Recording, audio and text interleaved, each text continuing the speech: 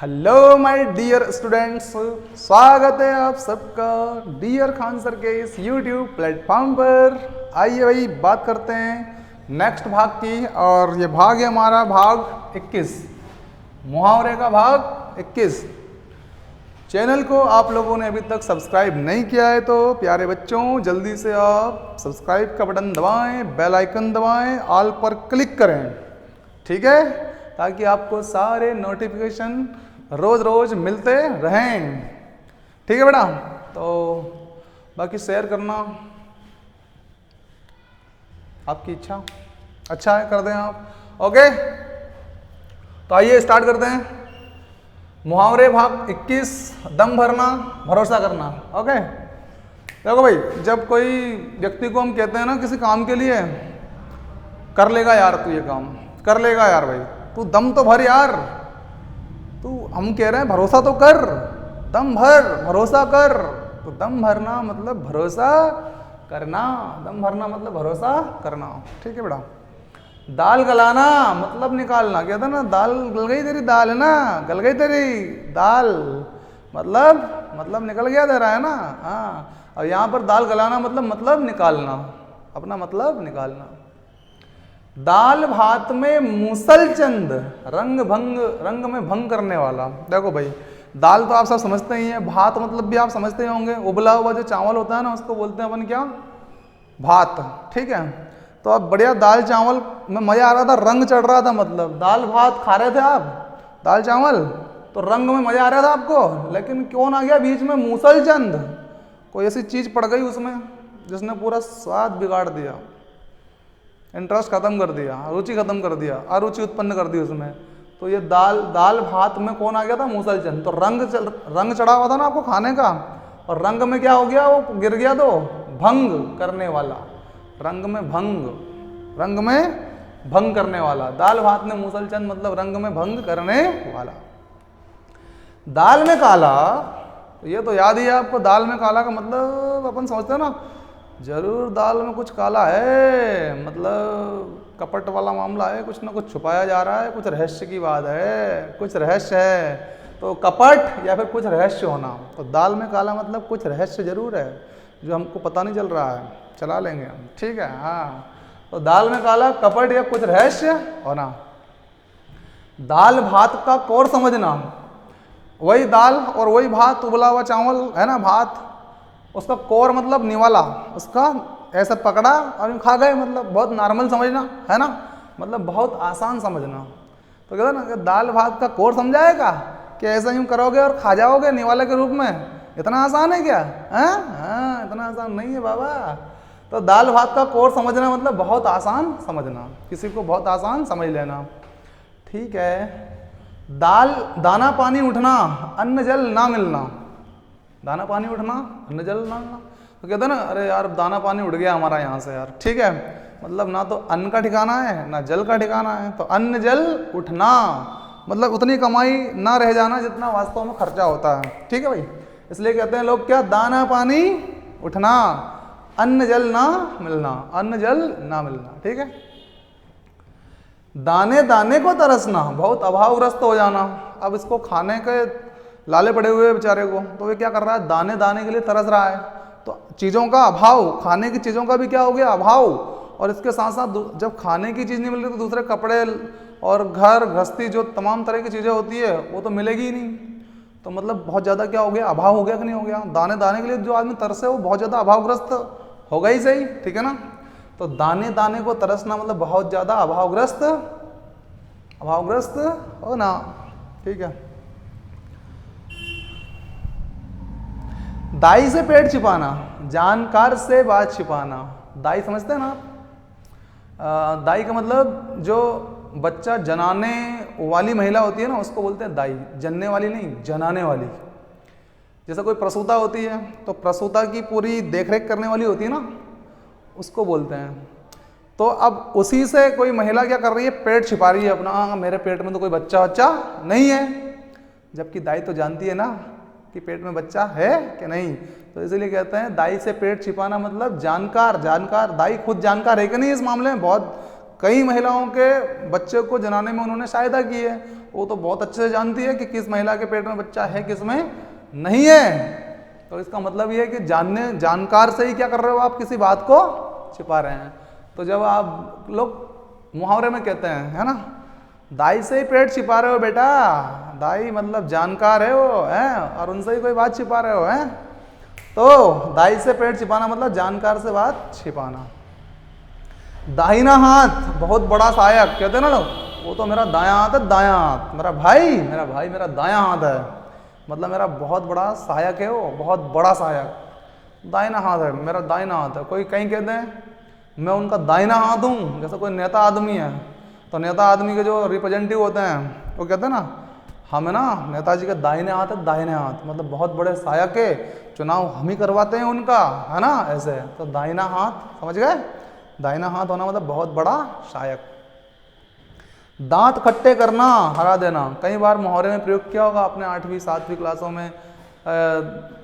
हमने दुश्मनों के दांत खट्टे कर दिए, दांत खट्टे कर दिए मतलब हरा देना।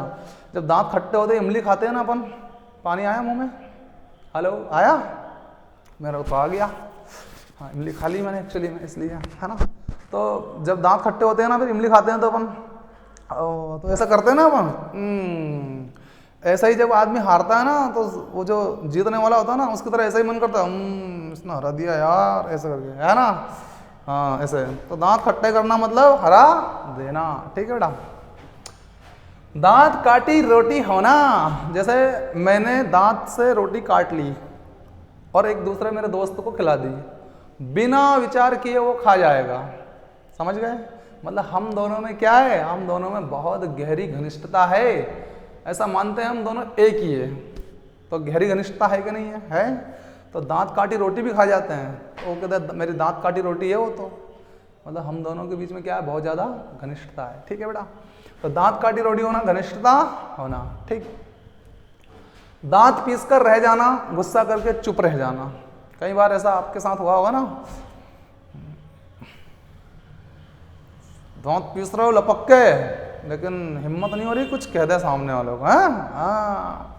तो गुस्सा करके चुप रह जाना, गुस्सा तो दांत पीस कर आपको बता ही रहे हैं आपके आ रहा है, लेकिन चुप रह जाना, चुप। दांत पीस कर रह जाना, गुस्सा करके चुप रह जाना, गुस्सा करके चुप रह जाना मतलब दांत पीस कर रह जाना, ठीक है बेटा, ओके। दांतों तले अंगुली दबाना, आश्चर्यचकित होना, जब कोई विशेष घटना किसी व्यक्ति द्वारा अंजाम तक पहुंचाई जाती है, मतलब कोई महान कार्य किसी व्यक्ति ने कर दिया और खासकर अपना अगर पहचान का है वो, तो अपन अपने दांतों तले उंगली दबा लेते हैं, ऐसा क्या गजब यार, इसने गजब कर दिया यार, मतलब गजब कर दिया यार, है कि नहीं, हाँ। तो दांते तले उंगली दबाना, आश्चर्यचकित हो जाना, आश्चर्यचकित होना, ठीक है। और दांतों में तिनका लेना, अधीनता स्वीकार करना। इसको ऐसे समझिए आप लोग, थोड़ा अजीब लगेगा लेकिन ऐसे समझिए कि जैसे अपन दांत में कुछ जम जाता है तो उसको निकालने के लिए तिनका इस्तेमाल करते हैं ना लोग। अब उस तिनके को दांत के अंदर ले रहे हो, दांत के बीच में अगर उसको दांत दबा देते हो उस तिनके को, तो बेचारा अधीन हो जाएगा, नहीं हो जाएगा, वो अधीन हो गया एक तरह से, वो तो अंदर जाने के बाद अब साहब तुम जो करो वो कर लो, है ना, तुम दबा दो कि वापस जिंदा मेरे को बाहर छोड़ दो। तो दांतों में तिनका लेना मतलब अधीनता स्वीकार कर लेना, है ना, अधीनता स्वीकार करना। अब वो उसने उस तिनके ने क्या कर ली, एक तरह से दांतों की अधीनता स्वीकार कर ली एक तरह से, है ना। तो दांतों में तिनका लेना, अधीनता स्वीकार करना।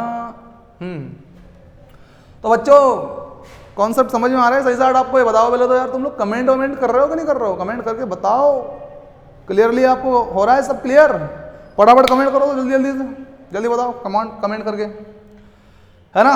और लाइक का बटन दबा दो फटाफट से, हाँ यार लाइक का बटन दबाओगे तो हमको थोड़ा मोटिवेशन हमको भी मिलता है उससे, क्या है कि हाँ यार लाइक कर रहे हैं बच्चे तो और बनाओ जोश, जैसा हम आपको क्लास में जोश देते हैं कि नहीं देते हैं, ऐसा आप भी कभी कभी दे दिया करो यार जोश, समझे। हाँ thank you very much, like का बटन दबाने के लिए धन्यवाद आपका बहुत बहुत, और लाइक और शेयर करने के लिए बहुत बहुत धन्यवाद। और फिर आगे बढ़ाते हैं हम आपको द्राविड़ प्राणायाम करना, द्राविड़ प्राणायाम करना। तो देखो भाई ये सब समझ में आने वाला नहीं है द्राविड़ वगैरह आपको, है ना, आप इसको समझो बाय ट्रिक। इस द्राविड़ को पढ़ो दाढ़, ये दाढ़। अब हमारी दाढ़ जो होती है ना वो क्या कराती है, भोजन को भोजन को क्या कराती है? वो प्राणायाम कराती है, कसरत कराती है, उथल पुथल इधर से उधर पटकती है, पीसती है कि नहीं पीसती है उसको, बार बार ऊपर नीचे कर करके भोजन को पीसती है, मतलब घुमा फिरा के भोजन को अंदर ले जाती है। दाढ़ ले जाती है, ले जाती है क्या? डायरेक्ट ले जाती है, सीधी सीधे ले जाए अंदर नहीं ले जाती है ना। तो सीधी बात ना कहकर सीधी बात को घुमा फिरा कर कहना। जैसे दाढ़ करती है घुमा फिरा कर अंदर ले जाती है, सीधा नहीं ले जाती है, ऐसे द्राविड़ प्राणायाम, तो दाढ़ क्या कराती है? प्राणायाम कराती है।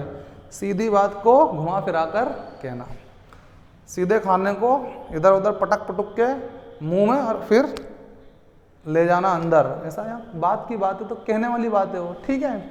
तो द्राविड़ प्राणायाम करना मतलब सीधी बात को घुमा फिरा कर कहना। हाँ, दिमाग सातवें आसमान पर होना, बहुत घमंड होना, बहुत घमंड होना। कहते हैं अरे उसका तो दिमाग सातवें आसमान पे है भाई, कोई पूछो मत, तो घमंड है कि हद से ज़्यादा दिमाग सातवें आसमान पर रहता है उसका। हाँ, मतलब बहुत ज़्यादा घमंड होना।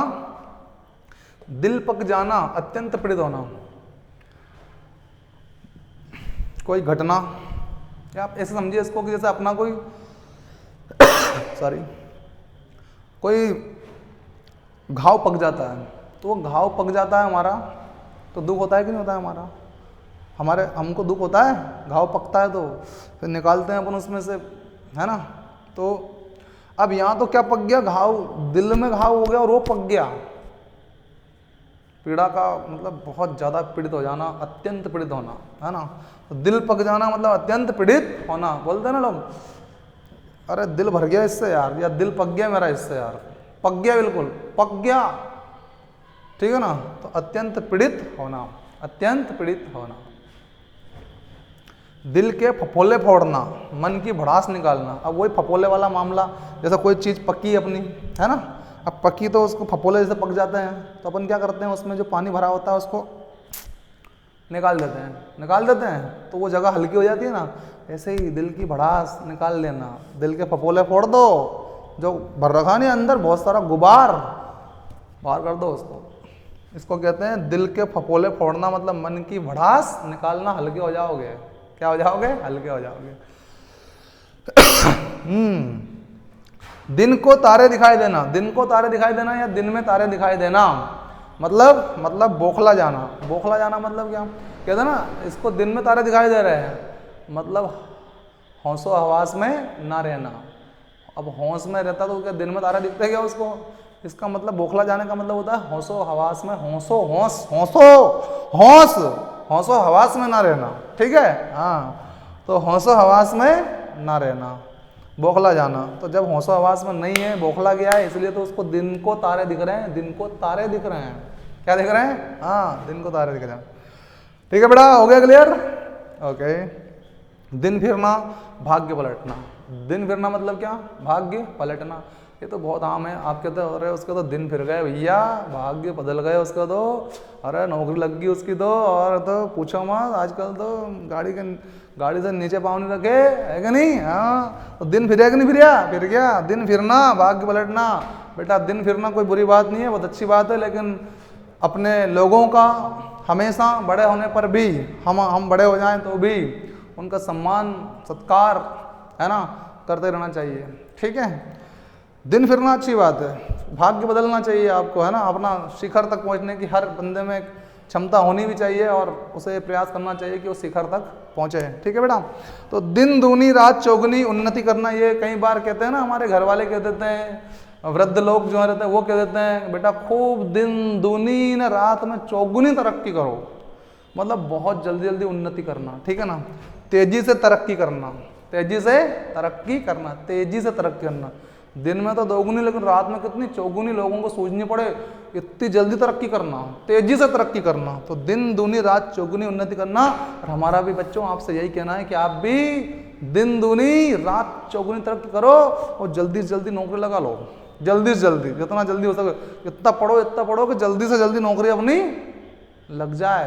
तो दिन में कम दिखो लेकिन रात में चौगुनी तरक्की करो, पढ़ते ही रहो, है क्या नहीं? ऐसे तो दिन दूनी रात चौगुनी उन्नति करना मतलब तेजी से तरक्की करना। ओके बच्चों, तो खूब तरक्की करें आप, ईश्वर आपका भला करे, एंजॉय करिए, मज़े से पढ़ते रहिए, और लाइक करते रहिए, शेयर करते रहिए, सब्सक्राइब तो करते ही रहिए। ठीक है, बाय, सी यू, शब्बा खैर। मिलते हैं नेक्स्ट एपिसोड में, भाग 22 में। ध्यान रखिए अपना और अपनों का। टेक केयर बेटा।